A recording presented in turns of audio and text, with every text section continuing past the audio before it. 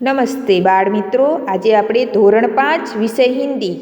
જુઓ, હવે આપણે આગળના વિડીયોમાં પાઠ 12ની અંદર આપણે જે શીખ્યા હતા પાઠ્યપુસ્તકમાં પેજ નંબર 82 અને 83 ઉપરનું અભ્યાસક્રમનું. હવે એના પછી છે પ્રશ્ન 5 પેજ નંબર 84. જુઓ, અહીંયા એક વાર્તા આપેલી છે. હવે આજે આપણે આ વાર્તા समझीશું. देखो यह कहानी है एक, देखो यहाँ पे चित्र भी दिए गए हैं और साथ में चित्र के आधार पर हमें कहानी कथन यानी कि वार्ता कहानी बनानी है. प्रश्न नंबर 5 है, नीचे दिए गए चित्र के आधार पर कहानी कथन कीजिए. तो आज हम कहानी सुनेंगे. पहला चित्र है, एक तालाब था. यहाँ पे तालाब का चित्र है. तालाब है चित्र में, उसके पास बहुत सारे मेंढक रहते थे. अब उसी तालाब के किनारे एक बरगद का पेड़ था और पेड़ के नीचे एक बिल था. उस बिल में एक सांप रहता था. दिखाई दे रहा है ना ये पहले चित्र में. अब वहाँ पे जो बहुत सारे मेंढक तालाब के किनारे रहते थे, उसी मेंढक को पकड़ने के लिए रोज सांप है वो अपने बिल में से बाहर निकलता है और किसी न किसी मेंढक को पकड़कर खा जाता है. तो क्या हुआ कि एक दिन सभी मेंढक साथ में इकट्ठे हुए और उन्होंने सोचा कि अगर इसी तरह हमारे किसी न किसी मेंढक की रोज़ न रोज़ एक मेंढक की जान चली जाएगी तो हमारी संख्या कम हो जाएगी. तो हमें इसके लिए हमारी जान बचाने के लिए कुछ करना चाहिए. ये सभी साथ में इकट्ठे हुए ना. ये चित्र 3 में दिया गया है. देखो दिखाई दे रहा है ना. अब चौथा चित्र है, उसमें यहाँ पे आप चित्र में देख सकते हैं कि सांप मेंढक को पकड़ रहा है और दूसरे मेंढक सांप को पकड़े. तो उन्होंने सभी ने सोचा था कि अब हम ऐसे करेंगे. तो क्या किया कि एक दिन एक मेंढक है वो बिल के सामने आता है और दूसरे सारे मेंढक है वो बरगद के पेड़ के आगे पीछे छुप जाते हैं. जैसे ही सांप बिल में से निकलता है और मेंढक को पकड़ता है और खाने जाता है, तो उसी वक्त दूसरे जो मेंढक है छुपे हुए थे वो सांप को पीछे से पकड़ लेते हैं और उसके ऊपर हमला कर लेते थे. उसी तरह सांप अपनी जान बचाने के लिए भागता है. 5वें चित्र में है ना, जो देखो सांप भाग रहा है क्योंकि दूसरे सभी मेंढक इकट्ठे होकर उसको पकड़ रहे. इसलिए सांप जो मेंढक उसके मुंह में था उसको छोड़ के वो भागने लगता है. इसी तरह सांप है वो भाग जाता है और सभी मेंढक की इसी तरह जान बची और वो बहुत खुश हुए. अब इस कहानी के आधार पर से आपको क्या सीखना मिला? तो हमें यह सीखने को मिल रहा है कि संगठन में ही शक्ति होती है. यानी कि हमें एकजुट होकर जो काम करते हैं तो जल्दी हो जाता है. हम अकेले बहुत सारा काम करने जाते हैं तो समय भी लगता है और साथ में शक्ति भी ज़्यादा चाहिए. अगर हम उसी काम को साथ में मिलकर करते हैं तो हमारा काम भी जल्दी हो जाता है और जल्दी हमें एक साथ करते हैं तो अच्छा भी होता है. तो यहाँ पे इस कहानी से हमें सीखने को मिल रहा है कि हमें एक साथ एकजुट होकर काम करना चाहिए, मिलजुल कर करना चाहिए. संगठन में ही शक्ति है. तो इस कहानी आपको सभी को समझ में आई होगी. अब देखिए यहाँ पे पेज नंबर 85 पर 6 नंबर का प्रश्न है. कोष्ठक में दिए गए क्रिया के योग्य रूप से रिक्त स्थान की पूर्ति कीजिए.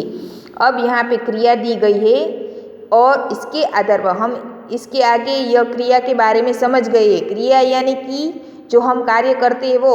अब यहाँ पे उसके आधार पर यहाँ रिक्त स्थान दी गई है 3. देखो, दुमदमा गांव की हमेशा पानी की कमी खाली जगह थी. तो कमी रहना यानी कि रहती थी. उसका क्रिया का योग्य रूप એટલે કે આના અંદર આપણે કાંઈ પણ ક્રિયામાં ફેરફાર કરી અને આ વાક્ય પૂરું કરવાનું છે. જેમ કે અહીંયા કીધું છે ખાલી જગ્યામાં કે ડુમડુમા ગામમાં હંમેશા પાણીની ખામી રહેતી હતી, રહેતી એટલે કે રહના એટલે કે रहती थी। बच्चे तालाब में खाली जगह थे तो नहानानु शू थाशे, यानी कि बच्चे तालाब में नहाते थे। खेतों में मक्का और धान खाली जगह थे, लहराना तो लहराते थे, यानी कि यहाँ पे क्रिया का योग्य रूप आपको लिखना है इसके आधार पर से। अब प्रश्न नंबर 7 है अ, कोष्टक में दिए गए शब्दों का उपयोग करके जो वाक्य लिखे हैं उन्हें पढ़िए और समझिए। अब यही वाक्य यहाँ पे दिए गए हैं, हमें एक वाक्य भी यहाँ पे है तो कोष्टक में से शब्दों का એટલે કે આ બધા શબ્દો છે એનો યોગ્ય રીતે ઉપયોગ કરી અને આ વાક્યો આપણે લખવાના છે ફરીથી અને એની સાથે વાંચવાના પણ છે। देखो यहाँ पे खेत में गाय चरती है, तो खेत में लाल गाय चरती है।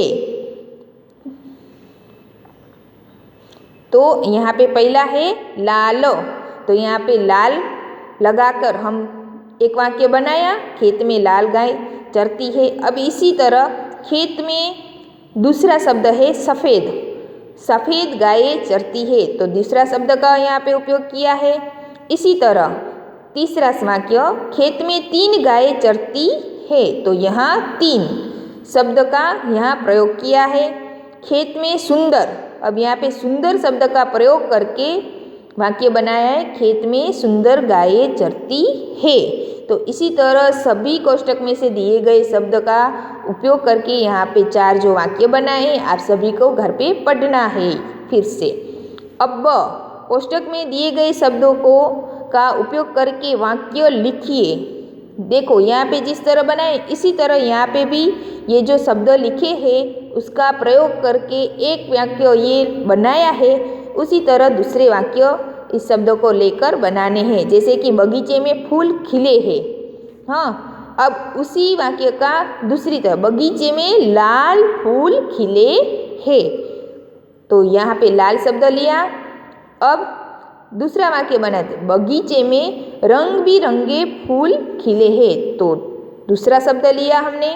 इसी तरह तीसरा शब्द है बगीचे में 3 फूल खिले हैं, तो यहाँ पे तीसरा वाक्य बना।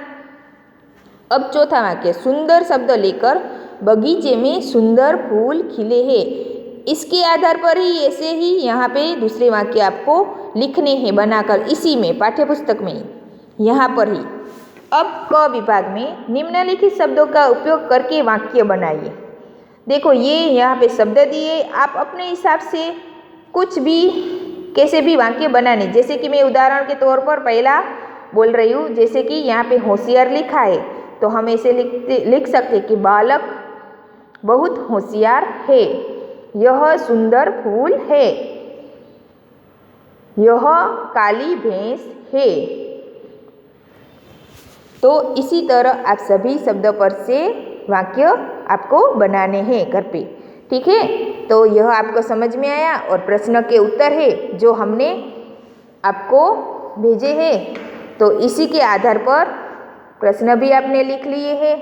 अब देखिए स्वाध्याय में दूसरा प्रश्न है, निम्नलिखित वाक्य कौन कहता है? तो पहला वाक्य मैं बादलों से प्रार्थना करूँगा रोज बरसो, तो कौन बोल रहा है? आपको पता है कौन बोल रहा है? ये नहीं पता? देखो यहाँ पे बताती हूँ मैं। देखो यह वाक्य है मैं बादलों से प्रार्थना करूँगा रोज बरसो, यह वाक्य बिल्लू कहता है।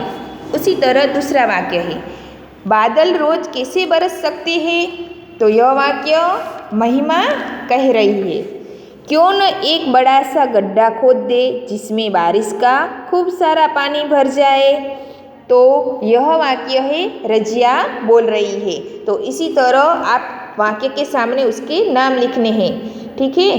अब शब्दकोश के क्रम के अनुसार यह शब्द को आपको लाइन में रखने हैं, जैसे कि यह अ आ इ के आधार पर से, जैसे कि पहला वाक्य दुमदुमा, बादल, कहाड़ी, छपाछप, लहलहाए, यह सब जो उसके क्रम के अनुसार हमें यहाँ पे लिखने। पहला कौन सा आएगा? कहाड़ी, क्योंकि क से 12 अक्षरी शुरू हो रही है ना, तो कहाड़ी क का। फिर दूसरा है छप छपा, यानी कि वो भी अ वाले हैं। फिर है लह दुम दुमा, हाँ, फिर है दुम दुमा, फिर है बादल और फिर है लहलाए। और प्रश्न नंबर 4 अब गुजराती में अनुवाद कीजिए। बच्चे पानी में खेलना चाहते हैं, पहला वाक्य, तो उसका क्या होगा?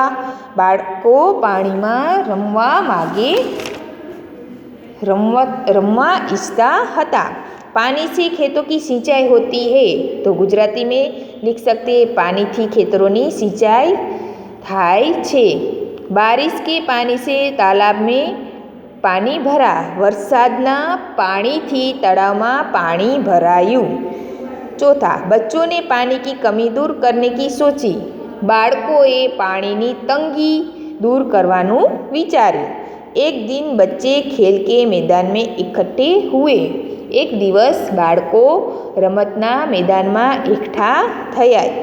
हवे जुओ प्रश्न नंबर 5, निम्नलिखित शब्दों में से कोष्टक में दिए गए शब्दों के समानार्थी शब्द लिखें। ये जो कोष्टक है उसमें जो शब्द दिए हैं, तो ये जो शब्द यहाँ पे लाइन में है, पीली लाइन में, तो उसका हमें समानार्थी शब्द इसी में से देखकर यहाँ लिखना है।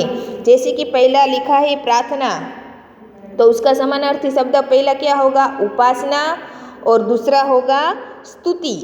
इसी तरह उपाय, उपाय यानी कि पहला समानार्थी हो गया युक्ति और दूसरा होगा तरकीब। पानी, पानी का समानार्थी होगा नीर और वारी, ये इसका हुआ। बारिश का समानार्थी हुआ बरसात और वर्षा। परेशान, परेशान का समानार्थी हुआ दुखी और व्याकुल। इसी तरह इसी में से आपको यहाँ पे सभी शब्द लिखने हैं। अब प्रश्न नंबर 6, आपके गांव, मोहल्ले, आसपास या स्कूल में भी कोई न कोई समस्या जरूर होगी, पता कीजिए और लिखिए। देखो, हम गांव में रहते हैं, हम मोहल्ले यानी कि हमारे शहर में जो भी जहाँ भी रहते हैं उसके आसपास कुछ न कुछ समस्याएं तो तकलीफ तो रहती है, तो आपको वो ढूंढना है और इसके सामने एक एक वाक्य में लिखना है इसी में, ठीक है। और इस समस्या के बारे में अपने सरपंच या नगर सेवक को पत्र लिखिए, इस तरह आप लिख सकते हो। अब योग्य विस्तार में संकेतों को समझिए। पहला जो देखो, यह सब निशानी संकेत दिए हैं, आपको सिर्फ उसको समझना है। पहला संकेत है थोबो, उसका सिंबल ऐसे होता है। आप कहीं भी जाओ व्हीकल पे बैठकर, हाँ, गाड़ी में, तो आप देखना आसपास ऐसे संकेत बताते हुए बोर्ड लगाए हुए होते हैं। दूसरा है साकड़ो पुल, हाँ, इसका सिंबल है ऐसा। तीसरा है गोળાકાર રસ્તો, એટલે જ્યાં આપણે ગોળાઈ વરવાનું હોય ને તો એનું આવી રીતના નિશાની બતાવેલી હોય છે। આગળ સાંકડો રસ્તો છે એનું આવું નિશાન બતાવેલું હોય છે। આગળ પહોળો રસ્તો છે તો એનું આ નિશાન દર્શાવતો આપણે જ્યાં પહોળો થતો હોય ને રસ્તો તો એનું આવું નિશાન બતાવેલું આપણે જોવા મળશે। પ્રવેશ બંધ, જ્યાં કને જવાનું બનાય હોય તો એનું આવું બોર્ડ લગાવેલું હોય છે જેનામાં આવી નિશાની હોય છે। બંને સાઈડ માટે રસ્તો બંધ, જો બે સાઈડ બંધ હોય રસ્તો તો એનું આવું નિશાન બતાવતું બોર્ડ લગાવેલું હોય। ફક્ત સાયકલ માટે રસ્તો, તો જો આપણે ફૂટપાથ ઉપર જતા હોય ક્યાંક પણ તો સાયકલનો રસ્તો અલગ હોય, ટુ વ્હીલરનો, ફોર વ્હીલરનો, એવી રીતના અલગ અલગ રોડ હોય ને, હા, તો એનામાં પણ અલગ અલગ નિશાન દર્શાવતો હોય। સાયકલ માટે પ્રતિબંધ, એટલે કે જ્યાં સાયકલ ન જઈ શકતી હોય તો એનું નિશાની આવી રીતના બતાવતો રસ્તા ઉપર આપણે આવું બોર્ડ જોવા મળે છે। તો આ બધા જે નિશાની છે એ પણ તમે યાદ રાખજો, આપ તમને ક્યારેક પણ કામ આવશે। તો આજે આપણે આ પાઠ સમજ્યો, તો આ ઘરે એક વખત તમારી બુકમાંથી જોઈને રફ નોટમાં લખજો, અને બાકીનું જે છે આના અંદર જગ્યા આપેલી છે તો એ આનામાં પૂરું કરવાનું છે પાઠ્યપુસ્તકમાં। અસ્તુ।